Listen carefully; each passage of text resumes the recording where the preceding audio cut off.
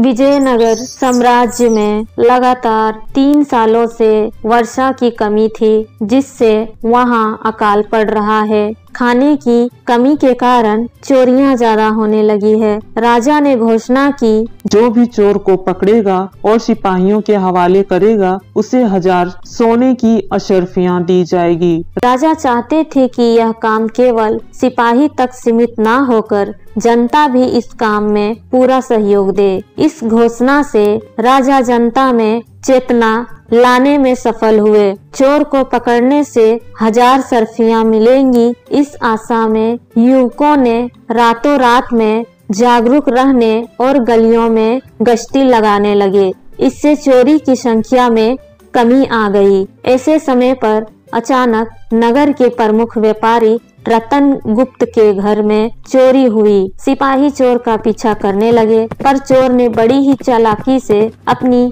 आप को बचाते हुए नगर की सरहद पर पहुंचकर एक झोपड़ी का दरवाजा खटखटाया। वह दरवाजा एक यशोदा नाम की बुढ़िया ने खोली, जो बहुत ही गरीब थी और वह मुसाफिरों को वहां खाना खिलाती थी और उनसे जो भी पैसे मिलते थे उससे अपने जीवन जीती थी।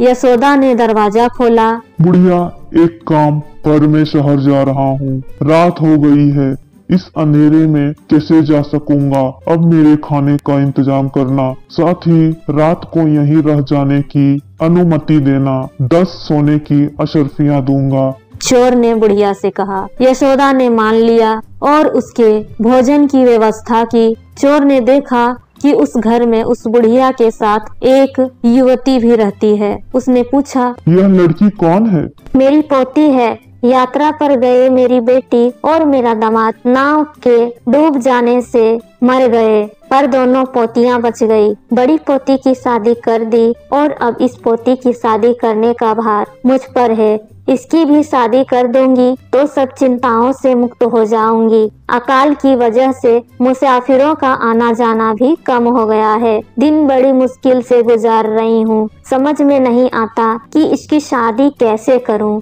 देख रहे हो ना, मैं कितनी बूढ़ी हो गई हूँ। बस मेरी एकमात्र इच्छा यही है कि मरने के पहले इसकी शादी कर दूं। अब भगवान ही मुझे इस चिंता से मुक्त कर सकते हैं। यशोदा ने चिंता भरी आवाज में कहा, तुम्हारी पोती की शादी के लिए तुम्हें कितनी रकम चाहिए? चोर ने पूछा। मेरी चिंता को तुम क्या दूर करोगे, ये तुम जानकर भी करोगे क्या? बुढ़िया ने मधुर स्वर में पूछा। हाँ, मैं तुम्हारी चिंता अवश्य दूर करूँगा। कहते हुए चोर ने गहनों से भरी गठरी खोली। उन गहनों को देखते ही उसकी आंखें खुली की खुली रह गई। उसने पूछा, तुम कौन हो? सच बताना, तुम व्यापारी नहीं लग रहे हो। क्या तुमने इन गहनों की चोरी की है? हाँ, मेरा नाम शंभू है।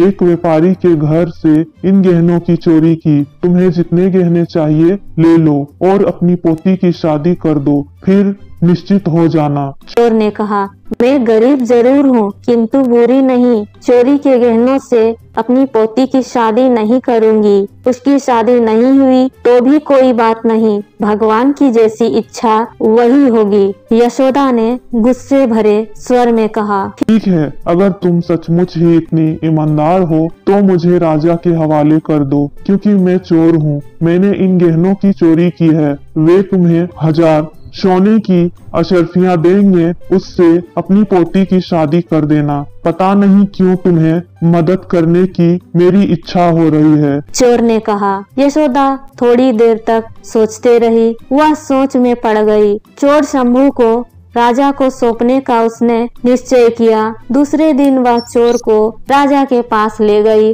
और गहनों की गठरी को उनके हवाले किया। राजा की आज्ञा के अनुसार सिपाहियों ने शंभू के हाथों में हथकड़ियां लगाई। राजा ने फौरन 1000 सोने की अशर्फियां मंगवाई और उसे उस बुढ़िया को देने का निर्णय किया। तब बुढ़िया ने कहा, महाराज, मुझे ये अशर्फियां नहीं चाहिए। मुझे इनके बदले एक और भेंट चाहिए। कहो, तुम्हें क्या चाहिए? राजा ने पूछा। महाराज, जिस चोर शंभू को आपने कैद किया है उसे माफ करके छोड़ दीजिए। वही मुझे दी जाने वाली भेंट होगी। बुढ़िया ने कहा, चोर को माफ कर दूं और उसे छोड़ दूं? उसे छोड़ देने से तुम्हें क्या लाभ होगा? राजा ने चौंकते हुए पूछा। शंभू चोर है पर वह अच्छा इंसान है। मैंने उसे पकड़कर आपके हवाले नहीं किया, वह खुद आया है। फिर उसने राजा को वह सब कुछ बताया जो रात को उसके घर में हुआ। राजा ने शंभू की ओर मुड़कर कहा, इस बुढ़िया की इच्छा के अनुसार मैं तुम्हें छोड़ रहा हूँ, पर कैसे विश्वास करूँ कि फिर से तुम चोरी नहीं करोगे?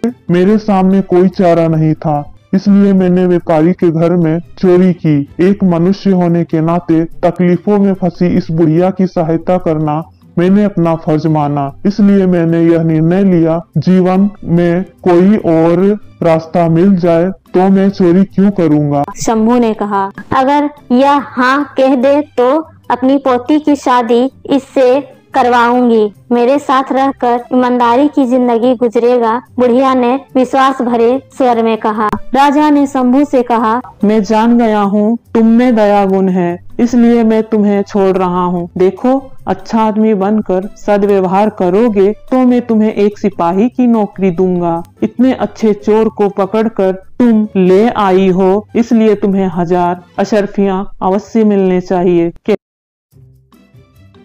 कहते हुए राजा ने बुढ़िया को 1000 सोने की अशर्फियाँ भरी हुई थैली दी।